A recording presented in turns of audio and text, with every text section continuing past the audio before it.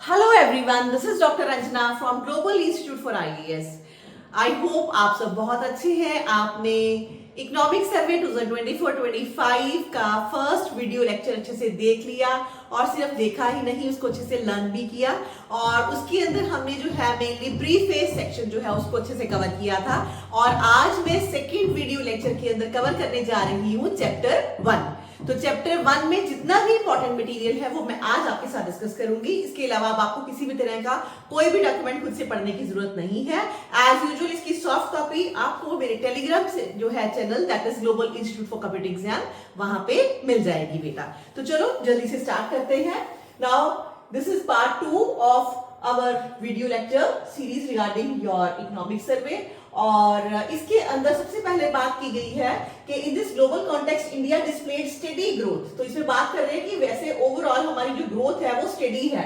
Mark these terms, prelims के अंदर आपको स्टेटमेंट्स में काम आएंगी, right? So Indian economy is showing steady growth as per the first advance estimates of national account. India's real GDP is estimated to grow by 6.4% in your fiscal year 25. तो पहले fiscal year के बारे में समझ लीजिए बेटा। There is a difference between fiscal year and a calendar year. तो fiscal year के अंदर बेटा हमारा इकोनॉमी की टर्म के अंदर जब हम अपने ईयर की बात करते हैं तो वो 1st ऑफ अप्रैल से स्टार्ट होता है, उसका एंडिंग डेट होता है वो 31st ऑफ मार्च होता है। सो इन दैट सेंस अगर हम FY25 की बात कर रहे हैं तो ये 31st ऑफ मार्च के बाद मतलब 1 अप्रैल 2024 से स्टार्ट हुआ है और इसका एंड होगा आपका 31st ऑफ मार्च 2025 के अंदर। सो this is the meaning of your FY25 2025, right? तो अब आपको कौन सी फिगर याद रखनी है? 6.4%। किसके लिए? रियल जीडीपी के लिए, कि हमारी as per economic survey real GDP growth rate for FY25 is 6.4%। दिमाग में बिठा लो इस चीज को, बहुत ज्यादा काम आएगी प्रीलिम्स और मेंस और इनफैक्ट इंटरव्यू में भी, जो भी इस टाइम पीरियड के अंदर आप देने वाले हो। देन बेटा फिर थोड़ी सी बात कर ली जाए कि ये रियल जीडीपी होता क्या है। So real gross domestic product, real GDP is a macro economic measure of the value of economic output adjusted for the price changes. तो जब हम इन्फ्लेशन के साथ एडजस्ट कर लेते हैं जीडीपी को तो फिर वो आपका बन जाता है रियल जीडीपी। ये आपका मैक्सिमम जो है वो macro economic measure, broader macro economic measure के अंदर आता है। This adjustment transforms the money value measure that is nominal GDP into an index for the quantity of total output. तो ये एडजस्टेड फॉर्म में है, ये ट्रांसफॉर्म कर देता है एक्चुअली मनी वैल्यू मेजर को, ऑब्वियसली नॉमिनल जीडीपी को। अब हम विद रेफरेंस टू इन्फ्लेशन भी चेक करके देखेंगे ताकि इन्फ्लेशन का इंपैक्ट ना आ रहा हो, उसकी वजह से ना लग रहा हो कि हमारा एक्चुअल में जीडीपी जो है बढ़ चुका है, rather than showing the actual level of your growth of the economy. Now although GDP is total output, it is primarily useful because it closely approximates the total spending. GDP एक अच्छी term है, total output को बताती है, बहुत useful है because ये हमें कंप्लीट इकोनॉमी की स्पेंडिंग के बारे में बताती है। Like the sum of the consumer spending, consumer ने कितनी स्पेंडिंग करी है ये हमें यहाँ से पता चलता है। और इसके अलावा जो है वो इसके साथ ही हमें इन्वेस्टमेंट कितनी की गई है इंडस्ट्रीज के अंदर उसका लेवल पता चलता है। And excess to export over import, कितना एक्सपोर्ट आपका ज्यादा हुआ इंपोर्ट के कंपैरिजन में, गवर्नमेंट स्पेंडिंग कितनी हुई। तो इकोनॉमी के जितने भी आपके इंपॉर्टेंट इंडिकेटर्स हैं वो सब हम काउंट करते हैं so as to know about the GDP. और due to inflation GDP increases and does not actually reflect the true growth in the economy. पर इन्फ्लेशन की वजह से ही एक्चुअली क्या होता है कि आपका जो एक्चुअल जीडीपी है वो हमें दिखाई नहीं देता, बिकॉज इन्फ्लेशन की वजह से चीजों की कीमतें बढ़ गई हैं, जिस वजह से कि आपको लग रहा है कि स्पेंडिंग ज्यादा हुई है, जबकि आउटपुट उतनी अच्छी नहीं हुई है, ग्रोथ इकोनॉमी उतनी अच्छी नहीं हुई है। तो अगर हमें देखना है कि रियल ग्रोथ कितनी हुई है तो हम क्या देखते हैं? रियल जीडीपी को देखते हैं। कैसे देखते हैं? That is why GDP must be divided by the inflation rate to get the growth of the real GDP. तो जब हम GDP को in relation to inflation check करते हैं तब हम कहां पर पहुंचते हैं? रियल जीडीपी पे पहुंचते हैं, राइट? सो ये छोटी सी बात हो गई है हमारी रियल जीडीपी के बारे में। आगे बढ़ते हैं इकोनॉमिक सर्वे में। Now growth in the first half of FY25 was supported by agriculture. Overall ये बात कर रहे हैं कि जीडीपी में जो आपको 6.5% की ग्रोथ मिल रही है, इसके पीछे एग्रीकल्चर भी शामिल है, सर्विसेज सेक्टर भी शामिल है। ध्यान दीजिए टर्म्स के ऊपर। With rural demand improve हुई है on the back of the record of your kharif production अच्छी हुई है and favorable agricultural conditions। तो ओवरऑल क्या बात निकल के आई कि एग्रीकल्चर हमारी अच्छी रही, सर्विस सेक्टर ने अच्छे से किया और इनफैक्ट आपकी रूरल लेवल पे जो डिमांड है वो भी बढ़ी है, जिसकी वजह से हमारा जीडीपी जो है वो अच्छे से ग्रो किया है। The manufacturing sector faced pressures due to weak global demand and domestic seasonal condition। जबकि मैन्युफैक्चरिंग सेक्टर में थोड़ी सी प्रेशर रहे हैं ग्लोबल डिमांड की वजह से और डोमेस्टिक सीजनल कंडीशन भी अच्छी नहीं थी, इस वजह से मैन्युफैक्चरिंग सेक्टर ने उतना अच्छा नहीं किया। Private consumption remained stable, private consumption अच्छी खासी रही है, स्टेबल रही है, reflecting steady domestic demand. Words पे ध्यान दीजिए, कहां पे ग्रोथ अच्छी है, एग्रीकल्चर में, सर्विसेज के अंदर और आपकी रूरल डिमांड अच्छी है। मैन्युफैक्चरिंग सेक्टर ने अच्छा परफॉर्म नहीं किया, प्राइवेट कंजम्पशन स्टेडी रही है, fiscal discipline and strong external balance support by a service trade surplus and healthy remittances growth contributed to macro economic stability. Government ने फिस्कल डिसिप्लिन अच्छा शो किया है, घाटे में ज्यादा नहीं रही है, स्ट्रॉन्ग एक्सटर्नल बैलेंस रहा हमारा, जिसकी वजह से क्यों रहा, ट्रेड सरप्लस रहा और इसके अलावा हेल्दी रेमिटेंसेस, जो हमारे इंडियन नेशनल्स बाहर से पैसा हमें भेजते हैं वो रेमिटेंसेस होती हैं, वो भी अच्छी रही हैं और इसकी वजह से हमें मैक्रो इकोनॉमिक स्टेबिलिटी देखने को मिली है। Now together these factors provided a solid foundation for sustained growth amid external uncertainties। बेशक एक्सटर्नल वर्ल्ड में अनसर्टेनिटीज रही हैं, उसके बावजूद भी जो हमारी ग्रोथ है वो सॉलिड फाउंडेशन पे चल रही है, ये हमारा इकोनॉमिक सर्वे हमें बता रहा है। बेटा हमें वही मानना है जो हमें इकोनॉमिक सर्वे बता रहा है, बिकॉज बट ऑब्वियस है हमें अपने आप को प्रोड्यूस करना है, हमें आपको प्रीलिम्स में जो है एमसीक्यूज को हैंडल करना है as per the data given by government, mains में आपको लिखना है, इंटरव्यू में आपको बोलना है। तो जो भी इकोनॉमिक सर्वे बोल रहा है हमने उसके फैक्ट फिगर को अच्छे से समझना है और लर्न कर लेना है, दैट्स इट।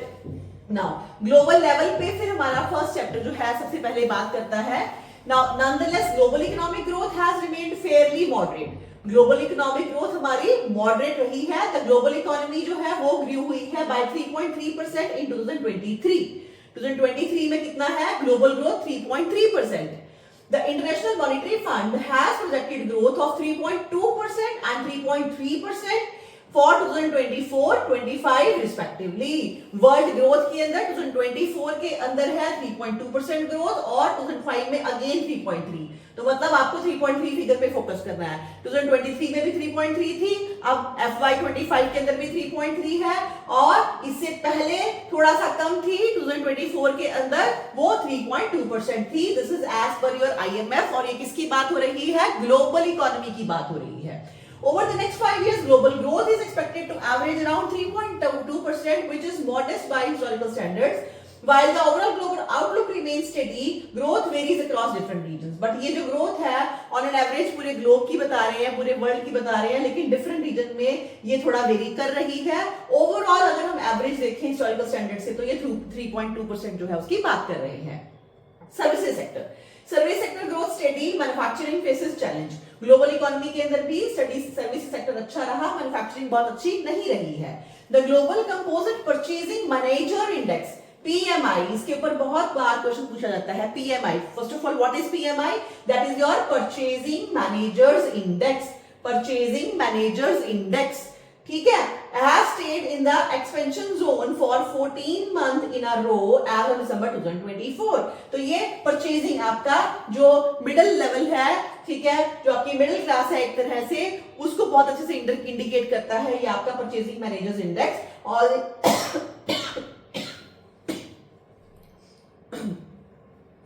ओके जो PMI है आपका, ये परचेजिंग मैनेजर्स इंडेक्स एक तरह से हमारी मिडिल क्लास की परचेजिंग लेवल को जो है वो इंडिकेट करता है और ये has stayed in the expansion zone, थोड़ा एक्सपैंड ही हो रहा है। The service sector continues to show strength while manufacturing PMI indicated contraction। Services अगर PMI की तरफ देखें, अगर हम परचेजिंग मैनेजर्स इंडेक्स में, सर्विस सेक्टर में डेफिनेटली स्ट्रेंथन है, लेकिन मैन्युफैक्चरिंग सेक्टर में थोड़ी सी कंट्रैक्शन ये भी शो कर रहा है।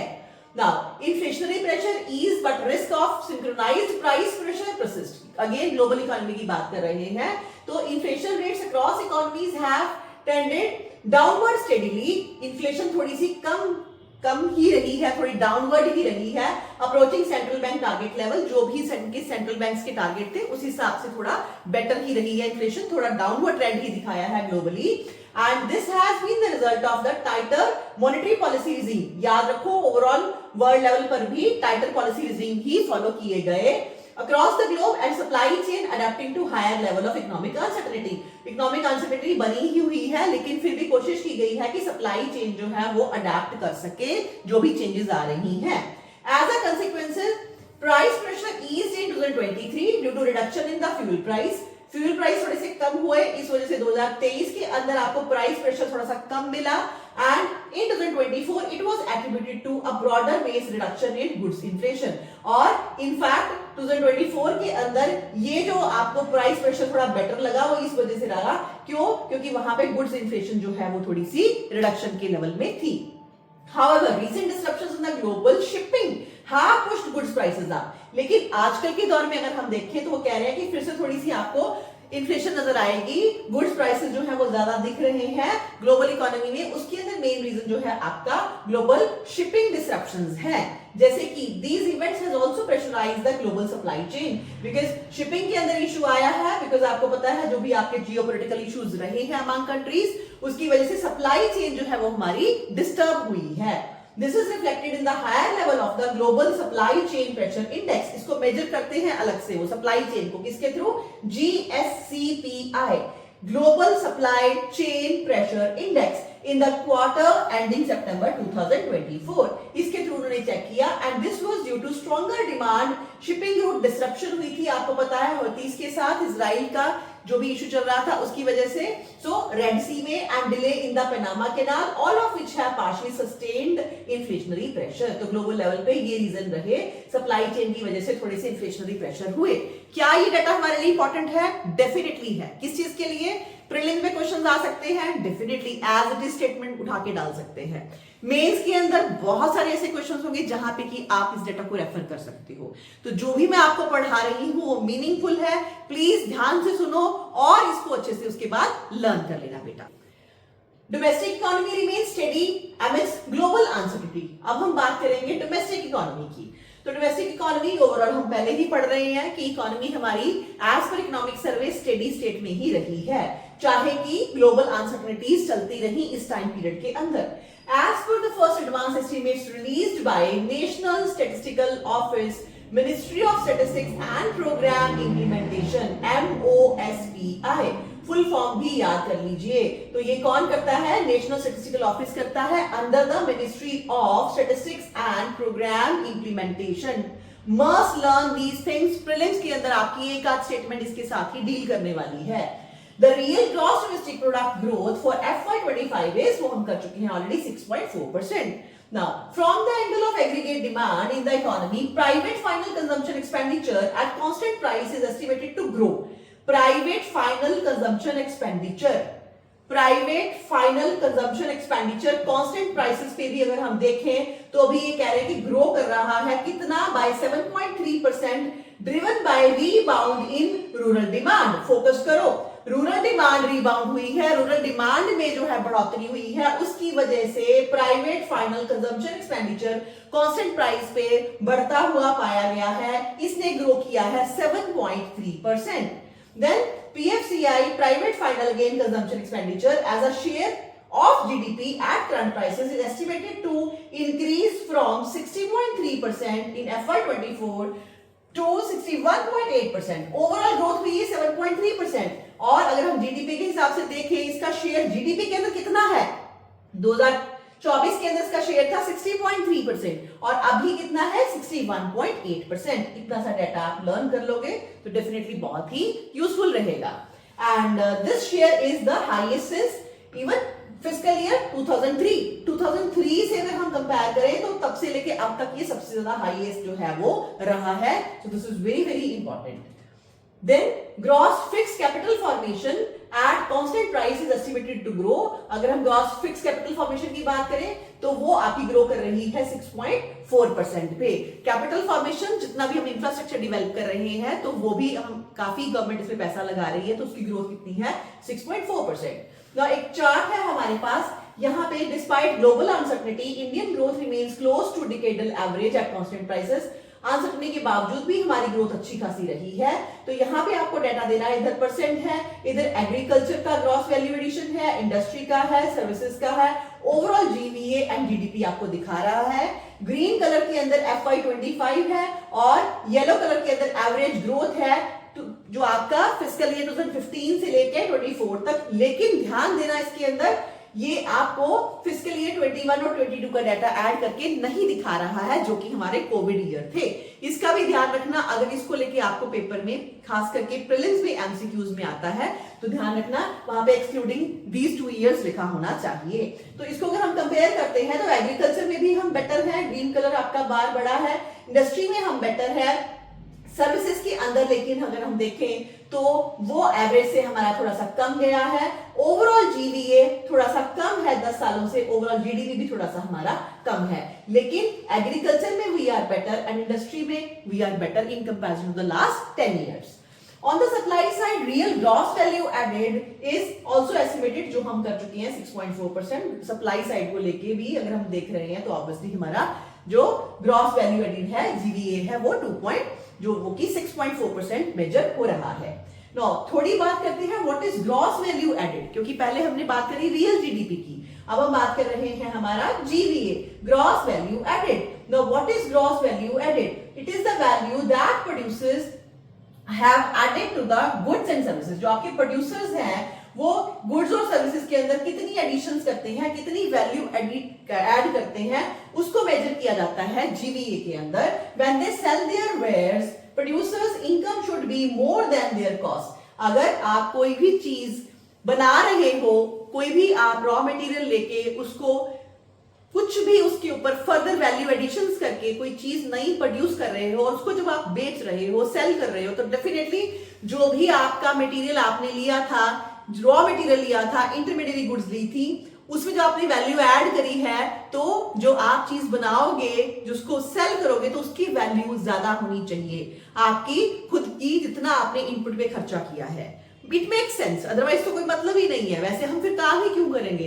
मैं अगर कोई भी चीजों की इनपुट लेती हूँ, इकट्ठा करती हूँ सामान, उसके अंदर वैल्यू एडिशन करके कोई नई चीज प्रिपेयर करती हूँ, अगर वो इतना सस्ता बिकती है कि मेरा खुद का जितना पैसा मैंने उसके ऊपर लगाया था वो खर्चा भी नहीं निकल रहा, तो मैं वर्क ही क्यों करूंगी? तो इस वजह से जब ज्यादा सेल कर रहे हैं तो जो मैंने सेल किया उसमें से माइनस करूंगी कि कितना मैंने एक्चुअली रॉ मटेरियल पे ही पैसा खर्च किया था, तो वही एक्चुअली वैल्यू एडिशन होगी, वही एक्चुअली बताएगी कि आपकी इकोनॉमी कितना ग्रो कर रही है, कितनी आपकी इकोनॉमी के अंदर वैल्यू एडिशंस की है आपके प्रोड्यूसर्स ने, राइट? तो ये हमेशा ज्यादा रहता है and the difference between the two is the value they have added. इसकी बात हम एक एग्जांपल के साथ भी कर सकते हैं, जैसे कि यहाँ पे हम एक एग्जांपल लेते हैं एक ब्रूअर की। Now brewer will buy barley, hops, yeast and turn it into beer, तो उसकी वो बियर बनाता है, which they will sell for more than they paid for the ingredients. जितने की उन्होंने बार्ले, हॉप्स और यीस्ट या बाकी सारा सामान खरीदा है,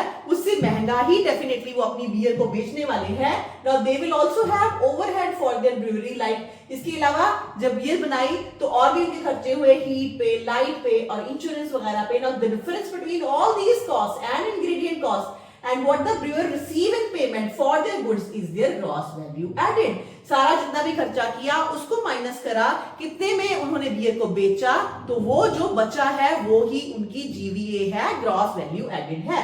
So in national account, instead of using the term sales and cost, we talk about output, जो आप बेच रहे हो और जो आपने सामान लिया, जो भी आपने बार्ले, हॉप्स वगैरह लिया, उसको क्या कहते हैं? Intermediate consumption. So in the example above, the sales are the output and the cost of ingredients and other overhead are the intermediate consumption. However, there are more complicated cases where output might mean something different for the sale। कई बार output में हम cell से ज्यादा कुछ और चीज भी further add कर सकते हैं, तो वहां पे थोड़ा सा हम इंडिकेटर को और ज्यादा डेप्थ के अंदर फोकस करते हैं, बट इन जनरल ओवरऑल हम सिर्फ इंटरमीडिएट कंजम्पशन की ही बात करते हैं।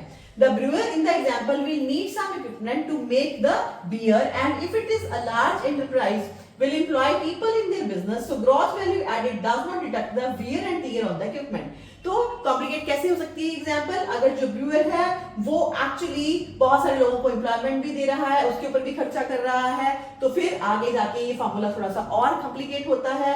इनफैक्ट यहाँ पे ये बात की जा रही है कि ओवरऑल जीवीए अगर हम इस लेवल पर ही देख रहे हैं तो इसके अंदर डेप्रिसिएशन नहीं आ रही है, वियर एंड टियर नहीं आ रही है। So depreciation जो है और consumption of the fixed capital, what is paid to the employee, taxes, interest on its loan, जो कि आपकी इसको क्या बोलते हैं इन्वेस्टमेंट इनकम या long term investment in the business from the total output. Long term में आपने जो भी मशीनरी ली है, जो भी आप किसी पर्टिकुलर लैंड पे आप काम कर रहे हो in the business from the total output, तो इसको भी हम समटाइम्स जो है वो अपने फार्मूला के अंदर टोटल कंजम्पशन जो है वो आपकी कॉस्ट के अंदर मेजर करते हैं और इसको भी हम माइनस करते हैं आपके टोटल आउटपुट के अंदर से, बिकॉज ये सब भी खर्चे ही हैं जो कि एक प्रोड्यूसर कर रहा है, right. Then if we deduct the depreciation from gross value added, we get net value added।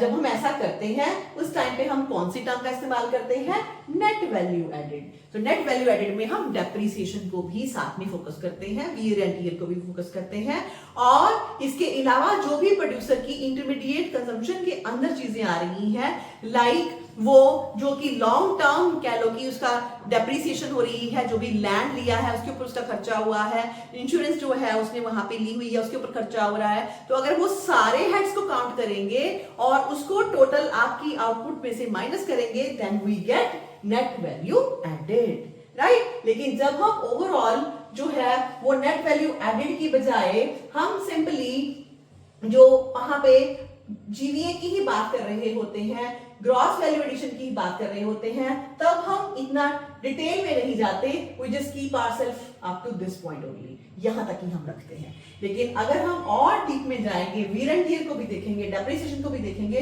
तब फिर हम इस फार्मूला को क्या नाम दे देते हैं, नेट वैल्यू एडेड का नाम दे देते हैं। The agricultural sector is expected to rebound to growth of 3.8% in FY25. So overall अगर हम सेक्टर के बारे में बात करें तो सेक्टर की टर्म के अंदर एग्रीकल्चर सेक्टर के अंदर ध्यान दो, 3.8% जो है वो आपकी ग्रोथ रहेगी। Industrial sector is estimated to grow by 6.2%।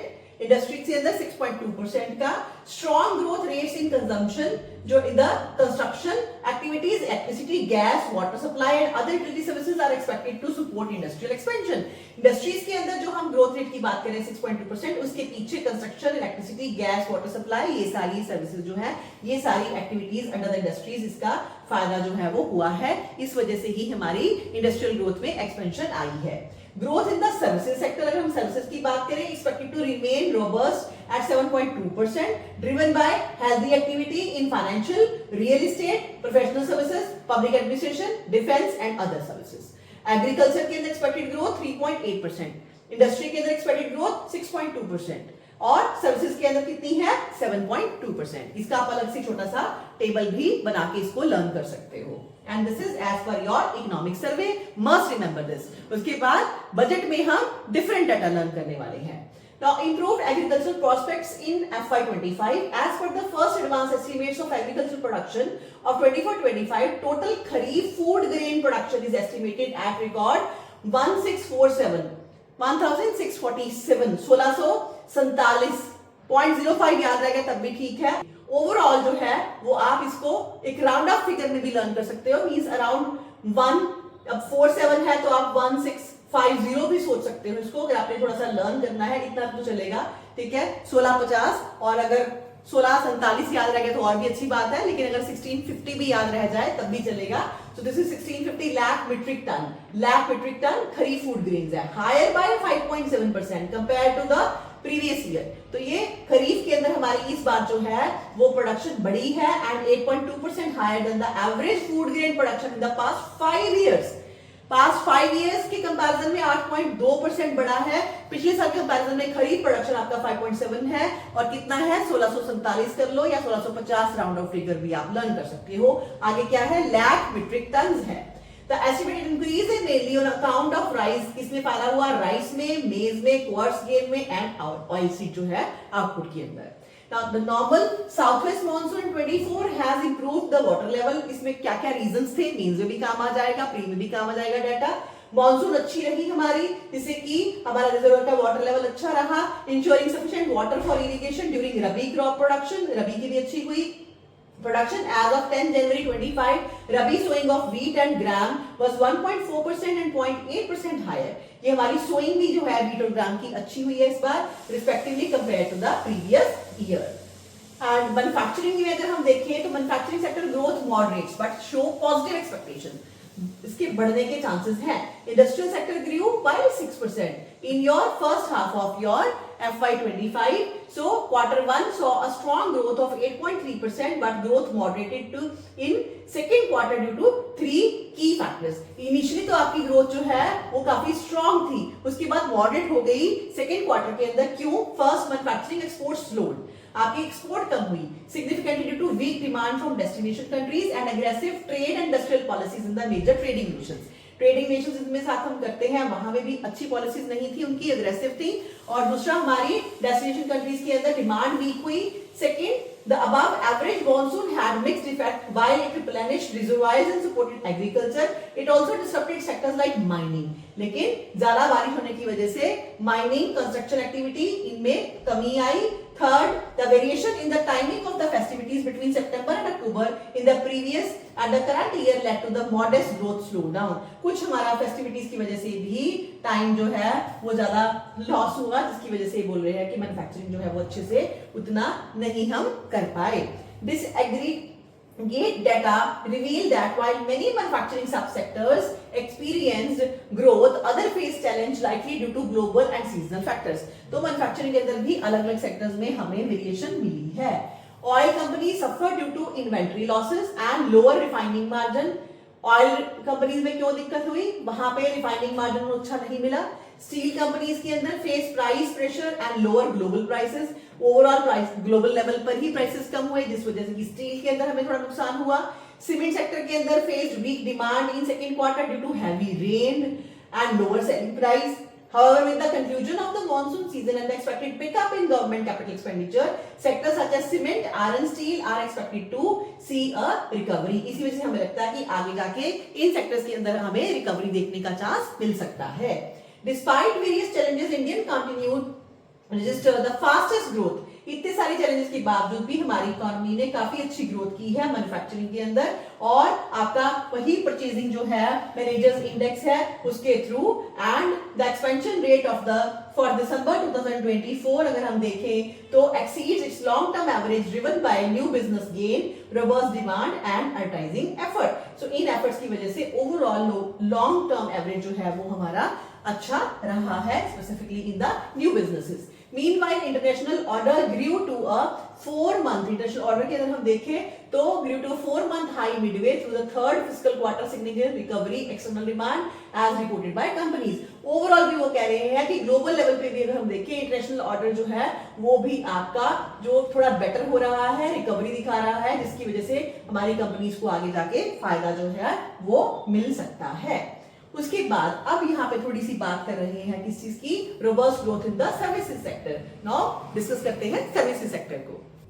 The services sector continue to perform well in fiscal 25 year and notable growth in quarter 1, quarter 2 resulted in 7.1% growth in the first half across subcategories. All subsectors have performed well. Services sector ने overall ही अच्छा किया है. Robust performance of the services sector is also reflected in the higher frequency indicator HFIs. PMI purchase manager index services have been in expansion zone during first half, supported by growth in new order rise output, improvement in sales हुआ, enhancement हुई, enhanced employment generation हुआ. Services sector के अंदर especially the hospitality sector especially performed well with hotel occupancy rate in first half of your FY25 अच्छा रहा, similar to the previous year. Average daily rates and revenue per room increased. आपके room के जो है वो rates increase हुए due to higher corporate and leisure travel. लोगों ने काफी अच्छे से travel करा, इस वजह से इन एरिया में सर्विसेज सेक्टर अच्छा रहा.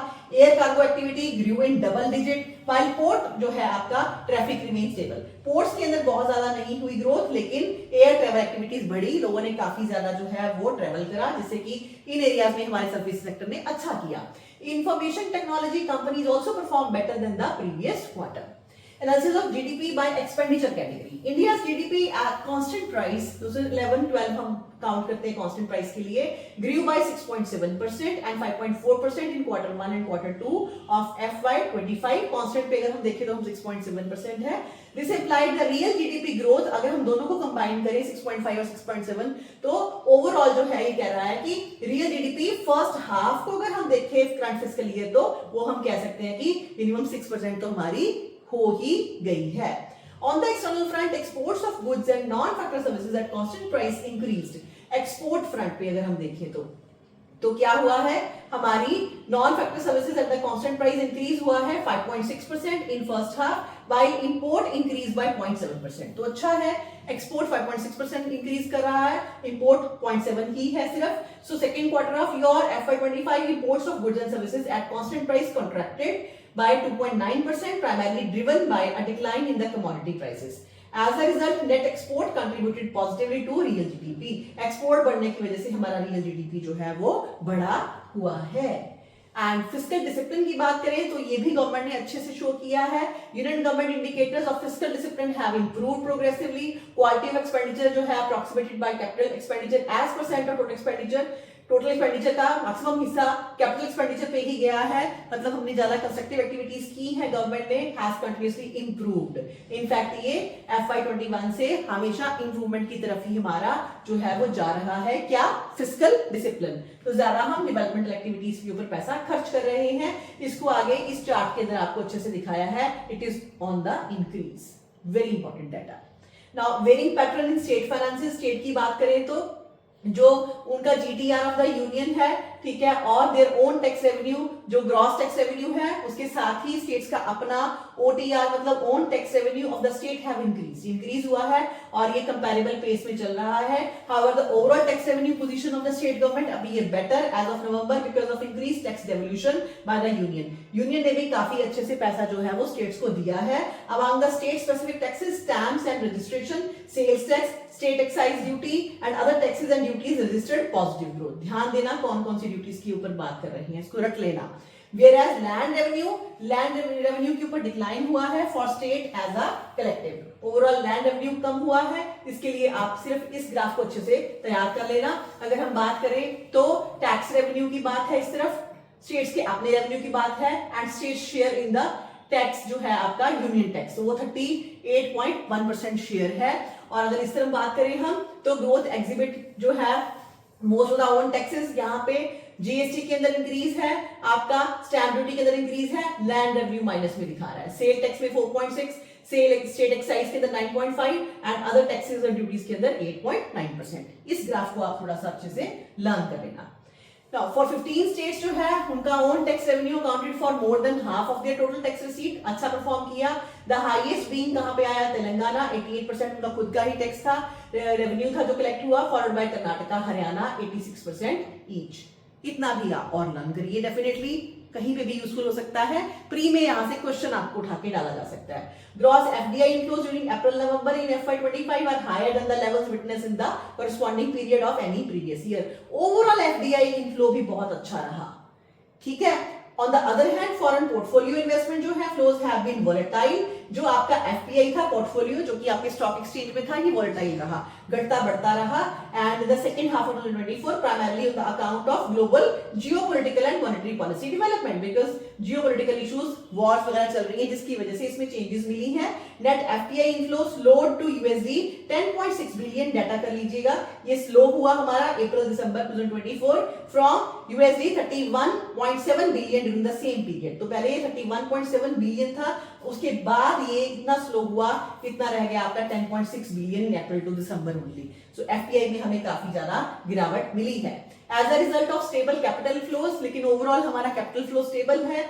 India foreign exchange reserve increase हुआ, very important data, that is 616 billion at the end of January 24 to 704.9 billion in September 2024 before moderating somewhere थोड़ा कम हुआ था 634.6 billion as on 3rd of January 2025.